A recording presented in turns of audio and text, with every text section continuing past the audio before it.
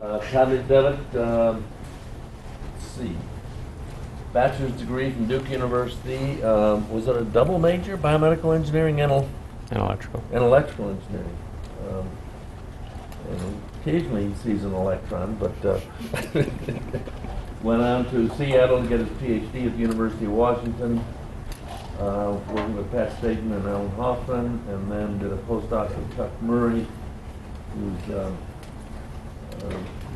on the clinical side, but an academic clinician doing serious research, and actually, it's the Stem Cell Institute here now. Yep. So, and then came here in 2004, and his academic appointments in biomedical engineering, but very much a member of IBB, and I'm thinking, Todd, that maybe we ought to get going, even though there are a few people still straggling in. That's fine with me. So, and for those that are straggling in, you may have to sit at the front. There are plenty of chairs up front. So. Thanks, Bob. And there are plenty of seats up here. So, it's a real pleasure for me to have a chance to give this lecture here. For one, this is the type of thing that, and I think you've heard this from many of the previous speakers who have had this opportunity to give a Breakfast Club seminar as well. We often travel and give these types of talks, so we get to explain the story to a lot of external folks. It's rare that we get a chance perhaps to go at length. I won't go too much at length, but I'll go at some length about what our labs do, and in particular try and highlight some of the different aspects today of what my lab in particular is focusing on, which I've identified or titled as Engineering Stem Cell Technologies. So let me give you a little sense of what do I mean by that and where I think this fits within the context of the field. I'm sure that many of you are familiar at least with the term and at least the idea of what is a stem cell. So I'm not going to spend a lot of time on that. I'm also, anyone who was fortunate enough to hear Fiona Watt speak last week, I think gave, as I told her afterwards, perhaps one of the most concise, most efficient overviews of the entire field that I have yet to see in terms of what are the major issues and all of the different types of research that people are approaching. And so within that landscape, and much of what Fiona spoke about was the amazing discoveries that we've seen in cell biology and the history at which this has occurred over the last really 40 years, but in particular in the last 10 to 20 years where we've seen it really explode. And what that has really involved has been really the ability to think about new ways to derive, identify, and obtain these cells, which has allowed us then to be able to study properties of these and what are the functional characteristics of stem cells. Not only their ability to self-renew and propagate and form more themselves, but also a key feature which makes them very interesting to a number of researchers, in particular our lab, is the ability of these cells to differentiate. And when you start to think about the potential to transform a cell into a variety of different cell types, then it opens up a plethora of different types of applications that you can begin to envision as well. Many of these can be on the diagnostic side, new in vitro platforms for both drug discovery as well as new types of perhaps as yet unidentified types of diagnostic tools, simply due to the fact that we have not yet had some of these cell sources before. So it's new types of assays in that area. And one of the areas which I'll talk about a bit about as well with regard to is with regenerative medicine and the idea of actually being able to use these cells and really start to think about mechanistically how do we use these cells appropriately to actually begin to move towards repairing tissues, which is oftentimes one of the very high profile advertised goals of this field. So why aren't we doing this yet? That should be the question that maybe some of you are asking, and certainly the question that I was asking as I started to enter into this field. I've heard about this and I've seen some of the science, and there's great science going on. So why are we not seeing some of the applications develop? What is the chasm that perhaps exists between these two fields or these two aspects of the broader field? And this is then where I started to think about, well, the traditional role of engineering in particular is to basically transform basic scientific discoveries into actually practical and usable and valid applications. And so I think that that's where our lab particularly interfaces particularly well with this, and that is thinking about how can we actually engineer stem cells or develop the engineering systems that are necessary to really be able to transform some of this science into application. And I think this encompasses three main things, and three of the things that my lab is focused around. One is how do we properly control the cells, particularly through control of extracellular environments. How do we do this in a way that's not just practical at the lab bench, that we can have some nice papers, have some systems that work, but think about from the very beginning, how are we going to actually develop systems that will will enable us to be able to scale these up as we move forwards towards some of the biotechnology and the bioprocessing of the cells. And also then, what is the final product going to look like? It's one thing to be able to produce a plate of cells, but a plate of cells is not what a clinician is looking for. It's not necessarily what a patient is looking for. And so we have to think as well about the whole process all the way through, and then start from the beginning with that kind of end goal in mind. And ultimately then, this is how at least I envision that we can perhaps actually translate what at the moment is much hyped and much discussed potential of stem cells into something that will actually be practically useful. So in the current landscape of the field, and this is my brief one-slide summary to try and capture what the main aspects of the research are, there are a number of different types of stem cells, in particular pluripotent stem cells, which my lab is focused on, and there are a number of other progenitor cell types that can be derived either from this cell type or from other types of other cell or tissue sources.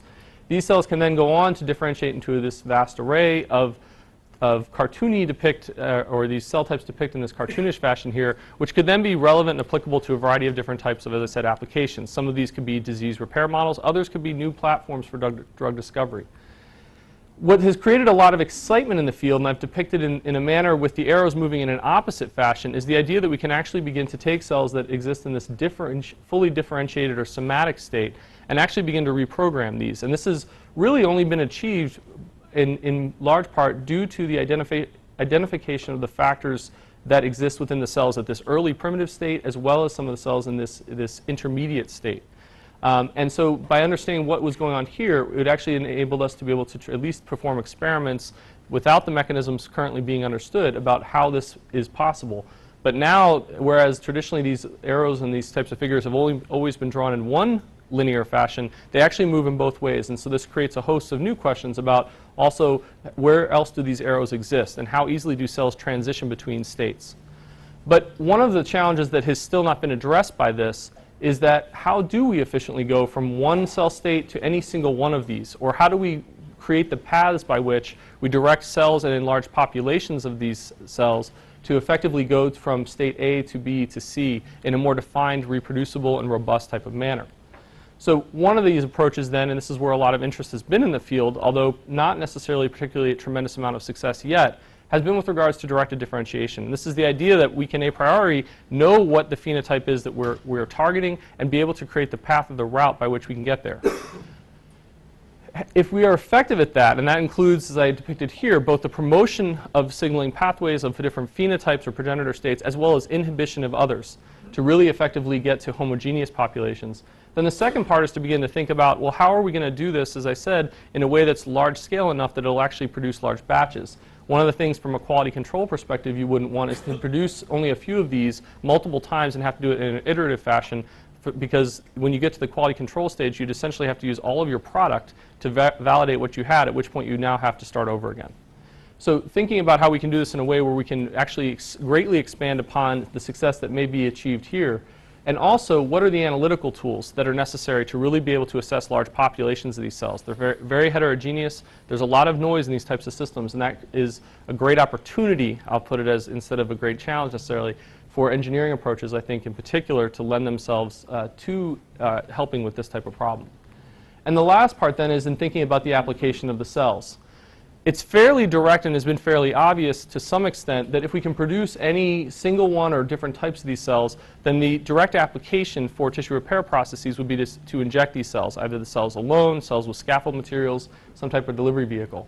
What's been interesting is that while that has been largely the experimental and the preclinical approach that has been attempted, and even some limited clinical studies, what typically happens is not that you get cell replacement from those cells that are transplanted, but that actually there's a transient lifetime to those cells, and then after they're gone, there's some alteration that has occurred due to the presence or the introduction of those cells at the time that they were originally introduced into, say, a site of tissue repair or tissue undergoing active remodeling processes. So this creates an alternative or secondary hypothesis, and that is, what else are the cells doing? If they're not just directly replacing the host cells or endogenous cells that may be lost in the case of a disease or injury, then what role are they serving? And if they're serving a role as more of a complex drug delivery vehicle, can we hijack this or jump on this approach and start to think about, instead of using the cells themselves as a therapy, using the molecules that the cells are producing as a potential therapy? So this is largely, and putting into this context, is kind of where the three aspects of where my lab have primarily focused. And these are three areas which are also interrelated with one another, so I try to depict that in this manner here. The first is in how we can begin to try and engineer and control the stem cell microenvironment with the objective of being to control the differentiation of the cells. Then being able to use some of the tools and technologies developed even at a perhaps micro scale, but in a manner that we can actually readily incorporate these into bioprocessing methods so that we can actually start to greatly expand upon the numbers of cells and do this in a way in which we can actually assess what is going on. And then if we can do this in large enough scale, can we begin to use the cells, as I said, as a way to basically produce molecular therapies, which is, as I said, a different or alternative type of approach to what was initially or originally hypothesized for the application of the cells, at least with regards to regenerative medicine. And within this context as well, if we begin to think about what the cells are making, this actually can give us new insights into what are some of the design criteria that we can actually put back into designing some of these microenvironments.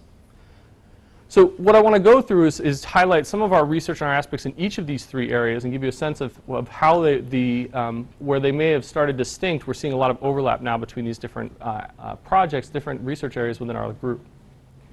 So what are some of the cues? What are the ways in which we can begin to poke and prod and direct cells? Well, depicted here is a general schematic from a book chapter we wrote a couple years back, basically about what are all of the different types of biochemical and biophysical forces that cells, in particular stem cells, may be receptive to receiving signals from. And so there are combinations of both the, as I call it, the cell-cell interactions at the homotypic as well as the heterotypic level that can influence these cells, but there are a variety of extracellular, non-cellular mediated cues, soluble factors, extracellular matrix, as well as mechanical forces, both those that can be physically applied as well as those that may exist within this state between the cell-cell adhesions and even from the matrix mechanics themselves. So there are a variety of different formats then that have been attempted to try and mimic some of these processes when we attempt to culture these cells and study this in some type of mechanistic fashion. And this depicts here the differences between a 3D type of system, which are these cellular aggregates referred to as embryonic bodies, which is one that I'll talk at length about today. There's the 2D system where this can be placed onto a defined or adherent culture substrate in the presence of soluble factors. And then this intermediate, this 2.5D, where you can use co-culture models and stromal cell layers as a way to try and recreate some of the aspects of these naturally occurring or even in some cases artificial stem cell microenvironments. So as I said, the one that I want to focus on today, and it could go through a variety of reasons why, is one of them is the embryonic body. And the things that we think are interesting about this is that this is at least a first step towards engineering of embryonic tissues. You're already working with a system in which the cells have a 3D assembly, but they are undefined. And one of the biggest challenges with this system, at least currently, is that it's extremely hard to control. And you can see that although depicted from this nice review by Gordon Keller, embryonic bodies, although they can temporally recapitulate this expression pattern of pre-gastrulation development, they lack the type of spatial organization that you would typically see in an actual developing embryo. That's not to say that you're trying to develop embryos from these, but in a controlled type of fashion, whereas we can go in and oftentimes dissect a developing mouse embryo and know exactly where the cell and tissue types are positioned with regards to one another. In an embryonic body, this tends to always be a heterogeneous type of event. And you can see that here, whereas we start with populations of embryonic stem cells taken through from the early stages of after they've first formed these aggregates to later stages of differentiation, you can see the heterogeneity that begins to ensue both between the macroscopic appearance of these different bodies or cell aggregates, as well as when we start to look within the inside, you can see heterogeneities that begin to exist spatially between the outside, the inside, and even within the inside regionally, you see specification and differences with regards to the types of morphologies that emerge. And you can then see this, if you look more specifically with phenotypic markers, you can see that although it's regionally specific, you can find markers for different differentiated cell phenotypes, striated muscle, neuronal or ectodermal derivatives. And you can see that although we see these in some spatially defined or confined region, immediately adjacent to these are cells that lack this marker, suggesting that, again, there's a heterogeneous population. Yet, at some level, there is some microenvironmental control that can actually be used to try and get some level of homogeneity among these cells. The other question that struck me when I looked at these is if all the cells start at a similar state, what is it that they're seeing along the way that we can't take them all towards a more defined phenotype? And in a retrospective fashion, this becomes difficult. So one of the two things I want to talk about with this, first is how can we begin to think about engineering control of these systems, these cellular systems, at an individual aggregate or embryoid body level. The second then is how can we start to think about more macroscopically, because there's heterogeneity within this and there's heterogeneity among these two. And in particular, I'll talk first about just our work with regards to how can we deliver morphogens, or some of the differentiation factors that actually can strongly influence the differentiation or phenotype of these cells. So this is the appearance of an embryoid body from the exterior. You can see that it actually has this epithelial layer that has formed on the outside, whereas when we actually begin to cut these open or dissect and look inside of these, and this again was by fragmenting these prior to SEM analysis, you can see that the inside morphology is much different. In a material science sense, you might describe this as more porous, as opposed to something in this which doesn't look very permeable. And you can actually see that right along this edge, as it's been described by other groups as well, there's a shell-like formation that occurs, both due to the cell-cell adhesions as well as extracellular matrix basement membrane deposition that occurs between this outer cell layer and the inner mass of cells. And so looking at this even structurally, we began to ask questions about, well, if things, normally when cells or tissues form this type of epithelial layer, it's to serve as a barrier function. If that's the case in the context of these embryoid bodies, then one of the challenges could be if there's a barrier at the very outside of this, how do you deliver factors effectively to the entire mass of cells? So if we did this, and this is just first with some work with cell tracker red, so this is a small molecule that is taken up at least in monolayer where diffusional transport is not a limitation, by an entire population of cells very readily. What we see is that as we do some depth profiling by confocal analysis, whereas the cells on the outside are efficiently labeled with this small molecule, as you start to go through the depth of this, and this is just without the counterstain, but there are cells on the inside here as well, you begin to see that it really is only taken up by the cells on the periphery of this embryoid body. So this highlights that there actually is an effective limitation or barrier to even very small hydrophobic molecule transport inside of this aggregate. And we can quantify that as well as the overall percentage of cells that are labeled, and you see that it's a fairly small fraction, or only a fraction, of the entire population of cells.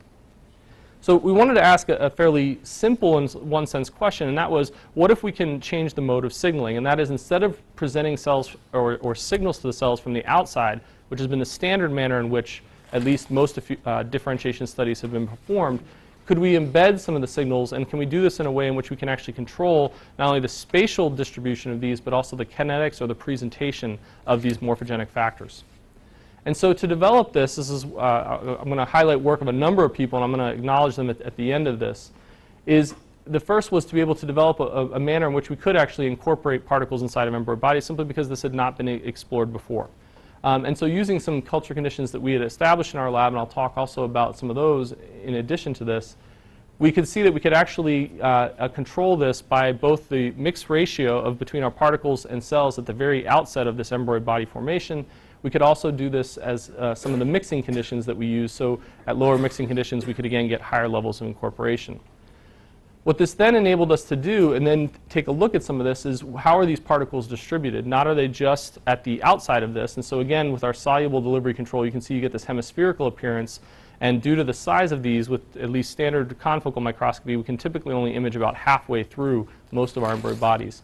Whereas in this field, you can see this punctate appearance is actually a number of the microparticles that have been loaded with cell tracker red prior to their diffusional release. And you can see that it's actually distributed throughout the entire mass of these cells, not just coating the outside. If you watch these over time, you can see that they go from this initial punctate appearance, where the dye is, for the most part, contained within the microparticles. These microparticles that we're using in this particular example are actually made from PLGA, so they'll readily degrade in aqueous conditions. And as you can see over the course of 10 days, matching with some of the in vitro release profile work we had done prior to these studies, you can see that you actually start to get diffusive release and robust labeling of the cells throughout the entire mass of the spheroid. So this suggested to us that we could get very effective and efficient presentation, or more effective presentation of at least small molecules to the differentiating cells. So one of the things then was, well, what do we want to study with this? We didn't intend to set out and study the effects of the differentiation effects of cell tracker red, although as we've come to learn and appreciate, these cells are sensitive to almost any perturbation you may introduce into their environment. So we actually decided instead to look at a morphogen, or one type of morphogenic agent, retinoic acid, which had been relatively well studied and well published in the literature. And our thought was at least we would have some point of comparison that we could make depending upon what the results of our studies might yield. It's also interesting because the role of retinoic acid has not been clearly defined with regards to its differentiation effects. It's largely thought to be a neuroectoderm or a neuroectoderm-inducing factor. However, you can go through the literature and find a number of examples for differentiation to other phenotypes, including cardiomyogenic. And oftentimes this is attributed to the timing as well as the amount of the retinoic acid and when it's presented to the cells. What hasn't been studied in this context is how it's being presented to the cells, whether it's from the inside or from the outside. So we set out to do this and this is from some of our results. This is after 10 days of differentiation, where we're comparing the native or untreated embroid bodies, the soluble retinoic acid treated, and then the empty microparticles. So this is a vehicle control group, as well as our retinoic acid releasing microspheres. And what you can clearly see, and it jumped out to us, is that there's a clear morphological difference, at least from the beginning of this analysis. And you can see some remnants of it that it's suggesting that the presence of the material alone, in particular a degrading material, may have some effects on the differentiation. But what was striking was really when you're releasing retinoic acid from these, you get this much more unique or defined phenotype. And so the secondary question with this was then, what are we getting? And so we initially spent quite a bit of time trying to analyze these and guessing what we thought the phenotype was, and we were always wrong. And so we finally gave up, and with the help of some of our collaborators, Nathan and John McDonald, we actually went to microarray analysis, and I'm very glad, and I think Rich is very glad we did, because this kind of cleared up the whole story for us and got things rolling again pretty efficiently. And that had to do a lot with the fact that we knew that we really only had 2 cell types there. And so when you compare this versus the other groups, in this case one of the groups we compared against were the unloaded or the vehicle control, so that you could actually study the effects of the RA release, you could actually see quite distinctly what by the gene expression profile, get a sense of what are the cell phenotypes that were present. And what was interesting to us was that these were not phenotypes that we expected to see. And as we went through and characterized this, and I'm going to just go quickly through some of these, we could see that not only did it give us markers we could identify, in particular markers that were indicative of primitive ectoderm as well as primitive endoderm differentiation of these embroid bodies. What it also enabled us to do was be able to then go back and with these types of markers, in this case OCT4, which is a pluripotent marker for the embryonic stem cells, but also the epiblast cells. We could see that these are also spatially organized just by presenting the retinoic acid in a different manner than what we had seen with the soluble release.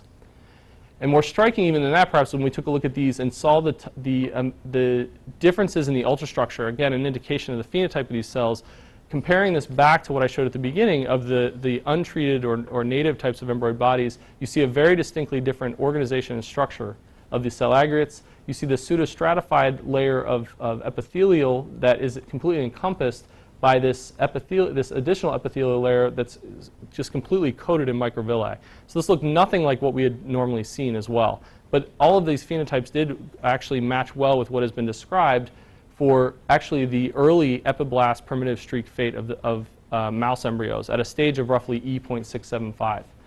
So we had both the gene expression information, the spatial organization of these, and as well as these other morphological markers that all suggested that we were getting something that was very distinct and different. And also interesting to us, this has never been reported, at least that we can find, to be the role of retinoic acid in early embryonic development.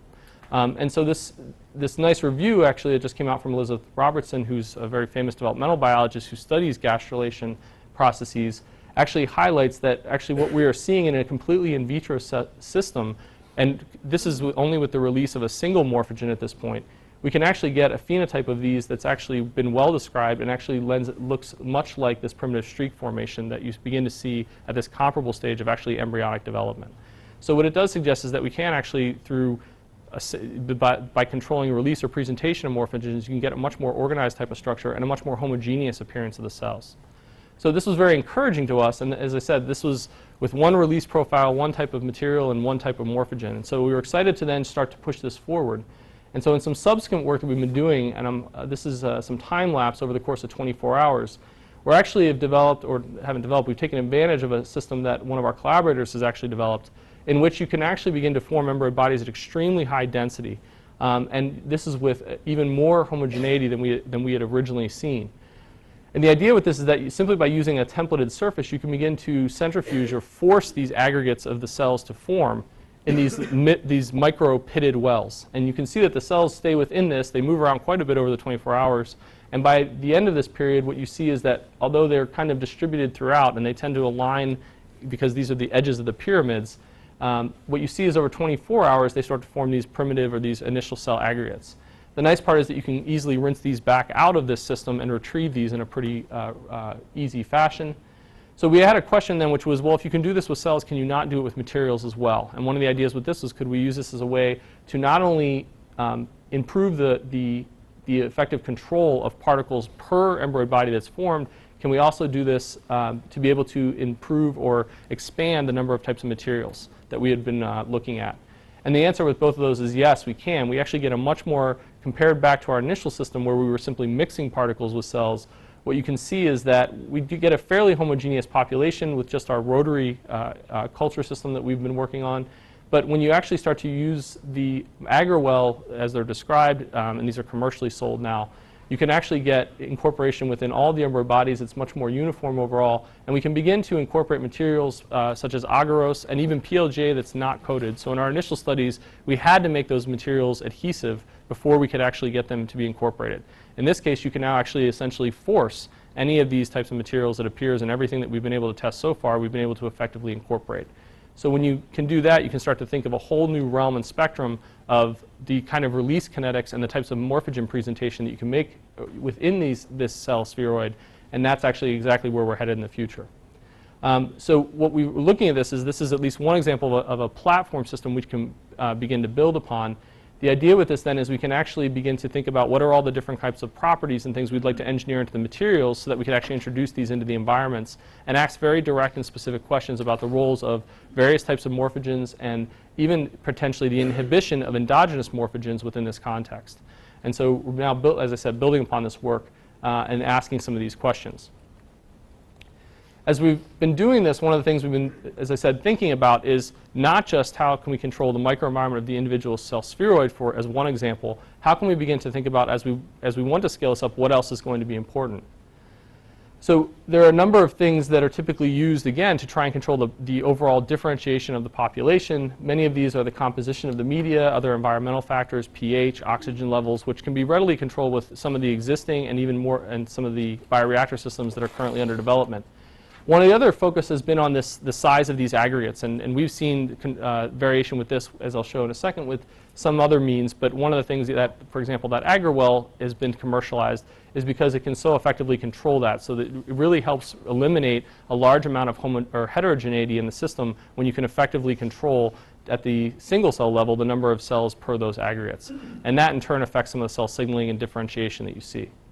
But one of the things we're also interested in is that as you actually start to think about taking these from bench scale systems to larger volume reactor systems, you also typically introduce some mechanical forces, at least in the form of hydrodynamic forces. So although most studies on embryonic stem cell differentiation have been done at a level at which you have these small static cultures, either small individual volumes or small petri dish volumes, as the proposed methods go forward to bioreactor systems, you're talking about a scale up again, at least in terms of volume, of 2 to 3, if not more.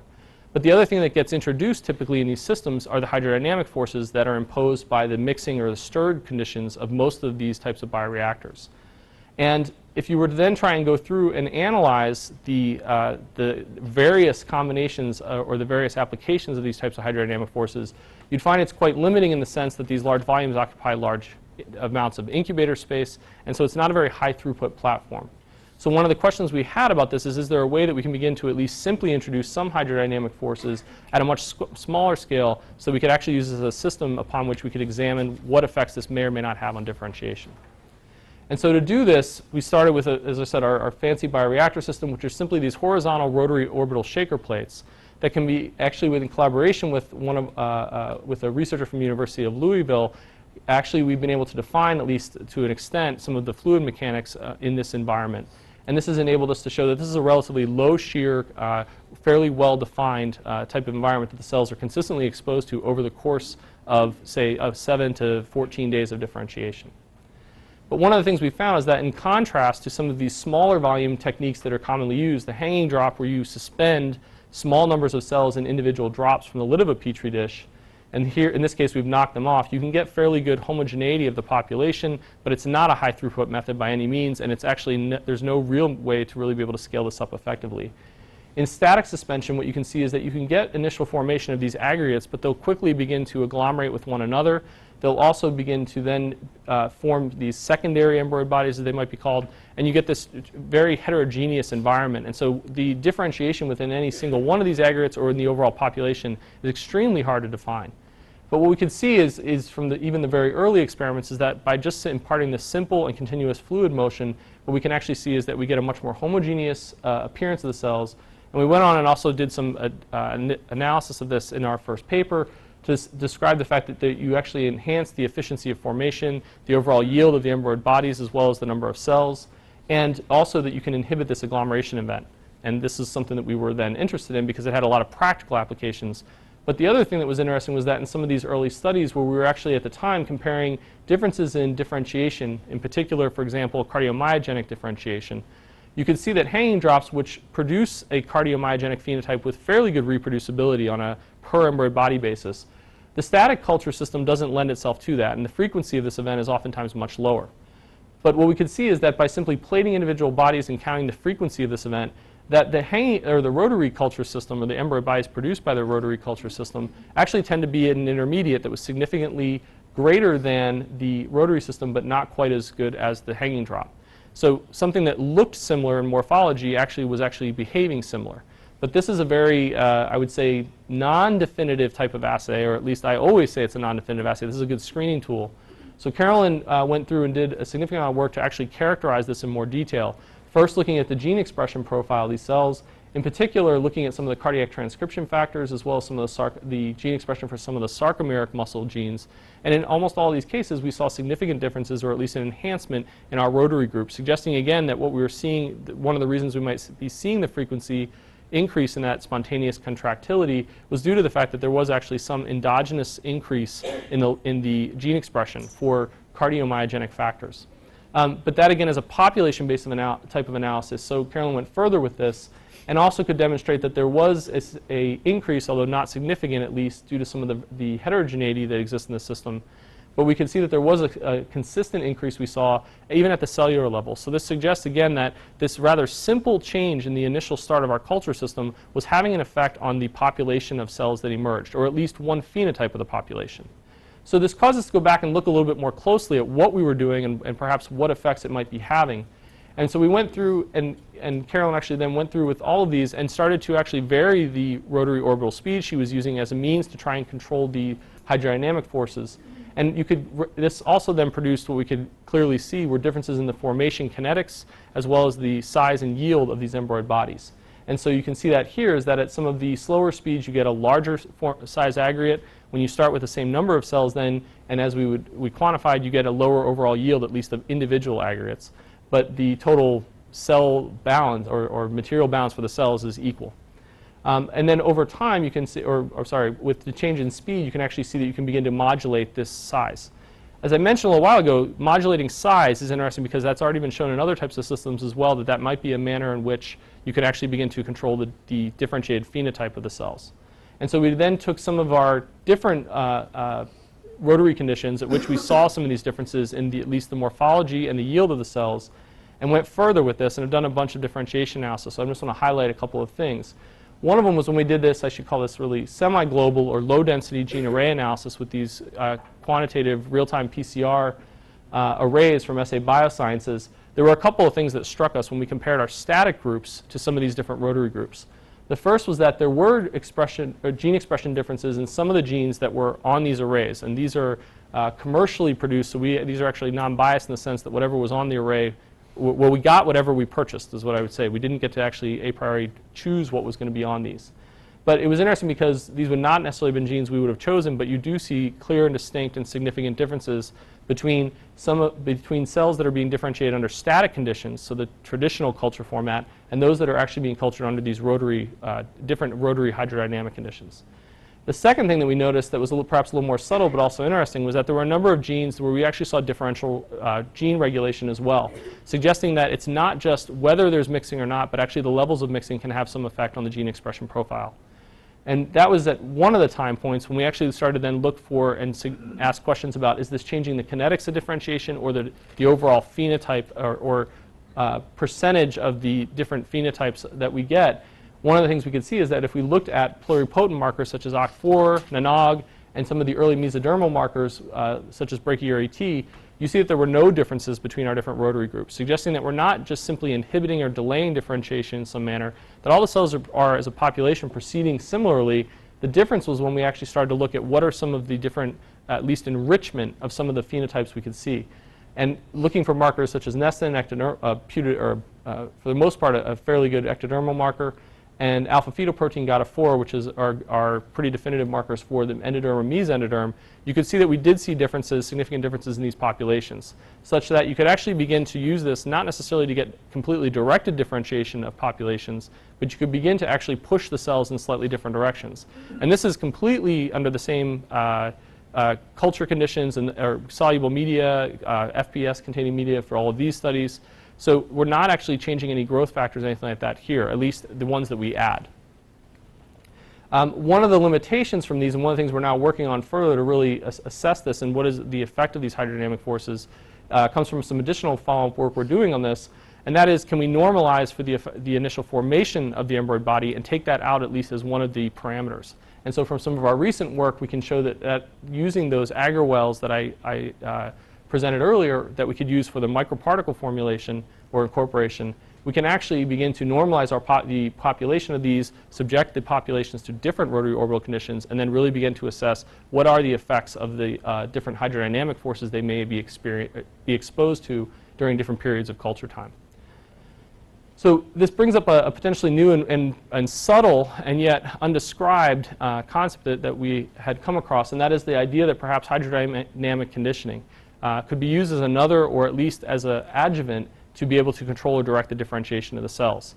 And I say this because, this is interesting in the context of, as I said earlier, the cells appear to be sensitive to any kind of perturbation. And so I think this highlights that as you change and you think that just because you've added the same growth factors, you've delivered them at the same time, and you're only focusing perhaps on soluble, which may still be the predominant cue to the cells, when you start to actually even make a subtle change going from a static environment to the hydrodynamic or something where there's mixing involved, that also adds another level of complexity, and it can actually also needs to be taken into account, both in the design of the system as well as in the analysis. So what I want to just conclude with very briefly is just some of our work then in what else are we looking to do with these cells. As I alluded to, if we can control the differentiated phenotype, that will enable us to perhaps then think about some of these types of applications for regenerative medicine as well as diagnostic technologies. There's a secondary, as I said, though, hypothesis, and that is what else are the cells capable of doing, or in this case, I should say, producing? And can we, again, use this or begin to think about ways in which we can actually intentionally use the cells for this type of purpose? So it requires a couple of things, and the first of these, highlighted here, is that what are the cells actually expressing, and how is this change as a function of the differentiated state of the cells? And so again, we've used some of these low-density array platforms where we can actually do some temporal profiling. And in this case, again, looking at between days 4, 7, 10, and 14 of differentiation, so early differentiation. Highlighted here in this array are, in particular, extracellular matrix proteins, some of the adhesive receptors for those proteins, as well as some of the MMPs. And then also in a second or parallel array, there's actually ones where you can look at the growth factors and cytokines. And what's striking about this is that you can clearly see patterns of expression that cluster together. The nice part, too, is that the patterns that we see between our replicates actually also cluster together temporally. So there is a pretty controlled or sequence or progression to these types of events. And these are the actual morphogens, or at least I should say some of the factors that the cells are producing locally within this microenvironment that they're endogenously making. And when we take a look at some of these, then one of the things you can begin to do is think about, well, what are the, in this case, early cues that are associated initially or correlated with this differentiated event of this embryonic environment. And we can see that there are a number of molecules, some very interesting, some that we may have speculated on, others that we would not have, again, necessarily picked or focused on initially, that are increasingly expressed with differentiation. Similarly, there are a number of growth factors that are also associated with the promotion or differentiation of the phenotype of these cells. One of the other things that's also interesting, there is a subset within these of growth factors that are known to be associated with the pluripotent phenotype of the cells. And we see that although those are expressed initially, they tend to also decrease over time. And so two of the things we can then begin to get insights about from this system, one, what are potentially the factors that promote differentiation? Could we engineer these into our system, perhaps through microparticle or other types of means? And also, what are the other types of cues? These have been studied and well known, these 4 factors in particular. What are the other factors with regards to extracellular matrix and other proteins that are not as well known that perhaps also are responsible for these cells remaining in an undifferentiated or self-renewing state? So we're now using this information, looking at this, and this is just some of the gene expression, to actually start to try and do some additional analysis and also for 2 purposes. One, to better understand what are these systems and what are the potency or the importance of the relative systems or networks that may be involved in directing differentiation of the cells, as well as what are other putative targets that we should be looking for, both with regards to the extracellular molecules or factors that are being produced by the cells, as well as some of the downstream signaling pathways that may be involved in this type of process. And much to our pleasure, as I'll show in a second, highlighting one of these, which is the interaction of Versacan and hyaluronan in particular, which appears to play a role in these early, or it's one of the earliest networks that appears to emerge within the system. This is one of the ones we had happened to take a look at, and I'll show some data for that in a second. So looking then at the gene expression, we can then actually confirm this by immunofluorescence staining, as well as additional proteomic types of techniques. And you can see that there are whereas the cells start largely as a cell aggregate, so there's very little matrix that's present in the early time points. Increasingly, you can stain for and see the expression of various matrix molecules, which we could link back to some of the gene expression data. And also, you can see from this the IF staining also gives you some semblance of the spatial organization, or where are these molecules located or associated within the differentiated population. And one of the ones that we touched on, and I just want to highlight for a second then, is hyaluronan versacan, which is actually a glycosaminoglycan. So hyaluronan we would never have picked up from a gene array because there's not a gene for it. There are genes for some of the Haas enzymes, as well as versacan, which is a proteoglycan that is closely associated with hyaluronan. It has a HA binding domain. So in some work we did in collaboration with Tom White and Marcia Raleigh with Shreya Shukla, former undergrad from the lab, and Rekha Nair, one of the things we looked at was actually you could see that these were co-localized. So where we saw expression of HA, we also saw the expression of versacan. And we saw this, that it was progressively increasing within these embryoid bodies as they differentiated. The other interesting thing is that as we began to try and say, well, what cell types or phenotypes are associated with where these cells or where the matrix is being produced locally, we could actually see, for example, that with an epithelial marker such as pancytokeratin, which appeared to be in the areas that were completely absent of versacan, whereas in contrast, an early mesenchymal or mesodermal marker such as encadherin appeared to be enriched in some of the regions where we were seeing versacan being expressed. So what this also then highlights is that these endogenous molecules being expressed by the cells and where they're being expressed actually could then be affecting the differentiated fate of these different cell populations. We've also, in some work that we've been doing in collaboration with Barb Boyne and Bob Goldberg and Zvi Schwartz, also been taking a look at what else are the functional characteristics of these matrices, and with regard to at least one example where upon addition of beta-glycerol phosphate, we can begin to see that some of these embryoid bodies then will begin to actually mineralize these matrices. So this is some functional ability to look potentially at the osteogenic potential of these cells, which we're also doing in parallel, and then think again about the utility of these matrices to actually potentially stimulate some type of at least embryonic-like mineralization. And then going through and looking at this with a field of these under a stereoscope, you can see that very few mineralizing by micro-CT, whereas when you look at a population that's been treated, you can see that almost all of these and throughout the volume of these appear to be mineralizing. So we're looking at this as a way now, like I said, to kind of look towards the function of some of these matrix components.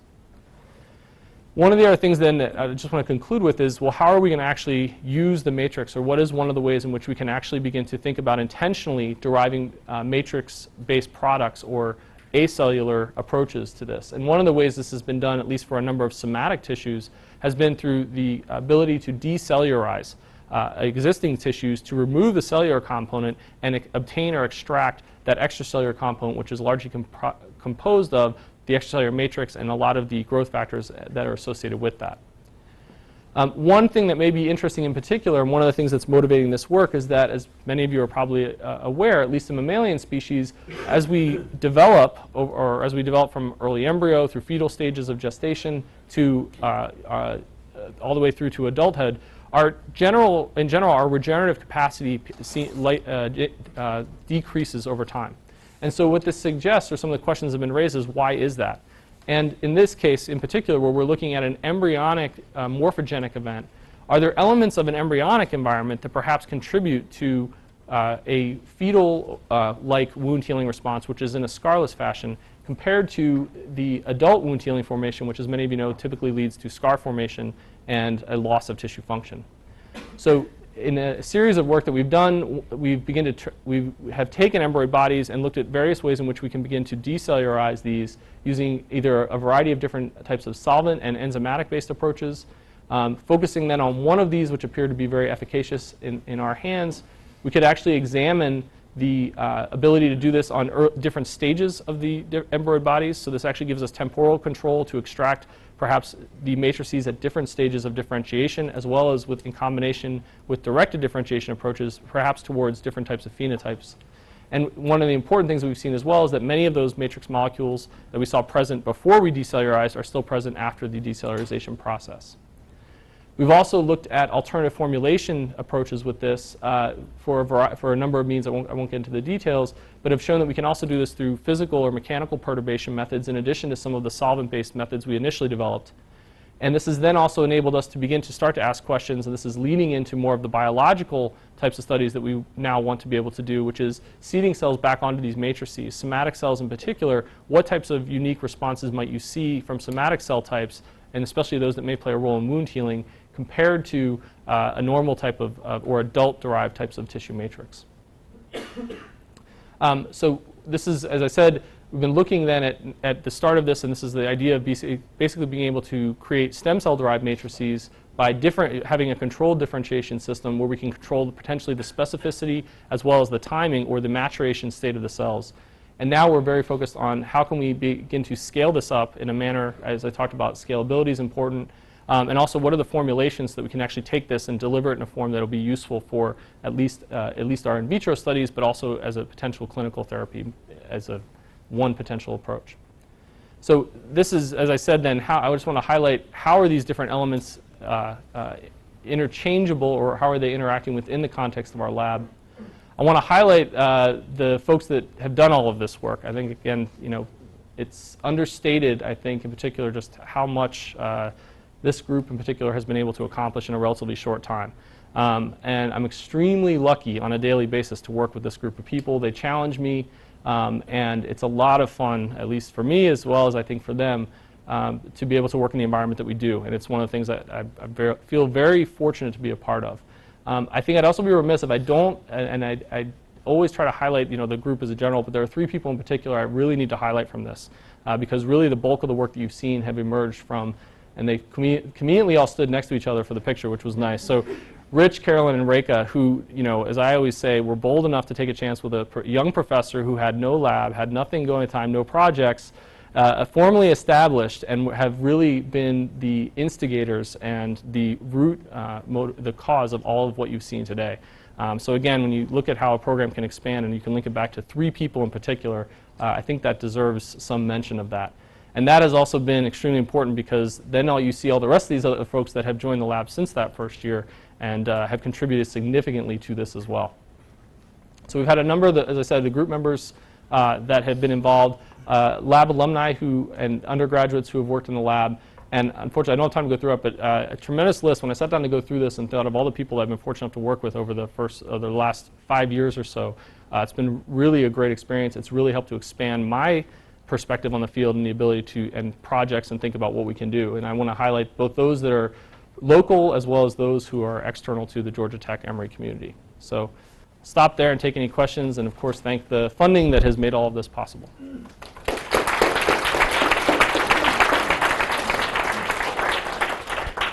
So Rich, Carolyn, and Reka basically were foolhardy enough to join your lab. I wanted to say it nicer than that, but yes. Brave.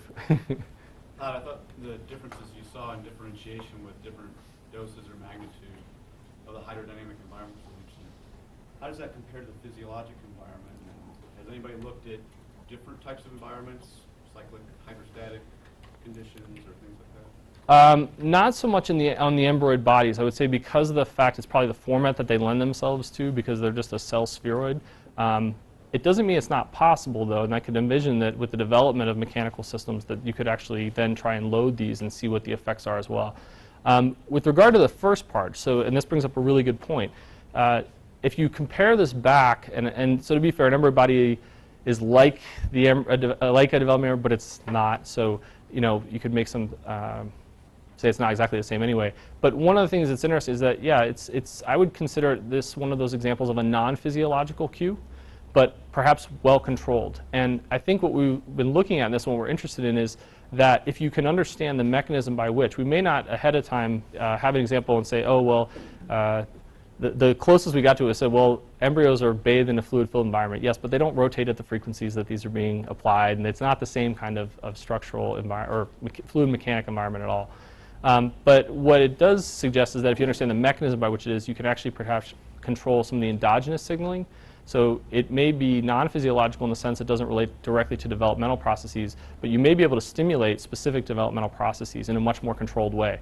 One of the advantages of that is that typically we do that with growth factor treatments and other things, which at least at current production value is extremely expensive. And one of the things here is that you may be able to, as I said, kind of hijack an existing system, which is they're going to make things on their own. But if you can do it in a controlled way, you might actually be able to use that to your advantage. So that's kind of how we view it at the moment, is that I would say it's a non-physiological. I have a follow-up question to Bob. Yep. Well, right now your attribute seems like one of the working hypotheses that the difference in differentiation is due to hydrodynamic forces, the shear forces, some other forces, because of the identical environment, physiological environment those cells were. Yep. However, if you look broader to this problem of the rotating system, because of the non-uniform velocity field, actually your local chemical microenvironment also dramatically different. So even though you may have created the global environment the same in all the tissues, actually local environment in the cell C, pH, growth factors, concentration can be dramatically different from where the cells are located. Absolutely, absolutely. So that's kind of will bring it back to just environment control. Right. And I think that coming back to that's why I think that both are important, I think is what I would say. And that in the one context, I think that to really get at the microenvironmental control, you're going to have to be at a scale or level, microscale, where you're actually controlling that. And I don't think that a hydrodynamic or those types of forces are going to play that role. What's interesting is how what I would describe as sets the baseline.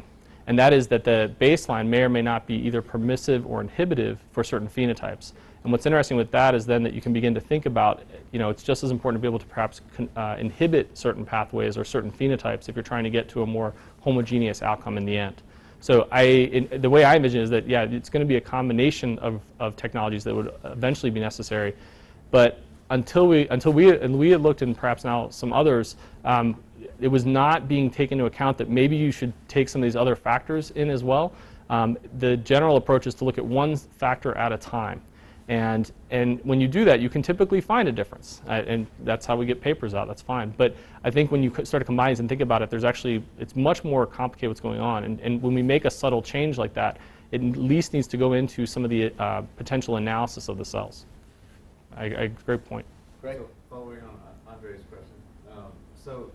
There's a linearly varying shear stress there. So maybe they're responding to the maximum stress at the periphery, or maybe some average stress. Maybe there's a different metric than RPMs that would illuminate that dependency, and maybe you could create an environment that was more uniform, like a microchannel, to sweep us a wider spectrum or keep it more uniform. Yeah.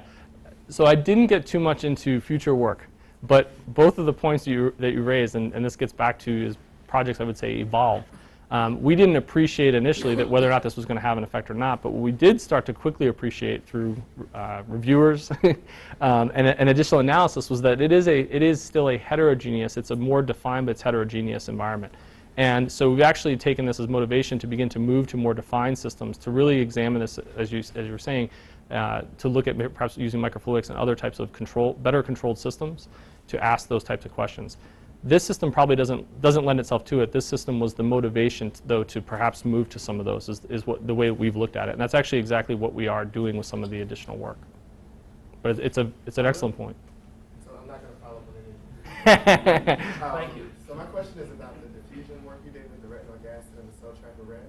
What are the differences in the size or the characteristics of those two molecules? Because, the way I think about it, there are cells on the inside of that embryo body that need things that have to come from the outside. So Yeah. what are the properties of those two molecules that may be different? So at least molecular weight size, they're roughly the same, under 1,000 Daltons. One of the things that'd be interesting with that is that, you know, the ES cells of this, they are positive for gap junctions. They form gap junctions with one another. So small molecules like that could also, in theory, transit between the cells through the gap junctions. Now, whether the gap junctions form differently at the exterior versus the interior would be another limiting factor.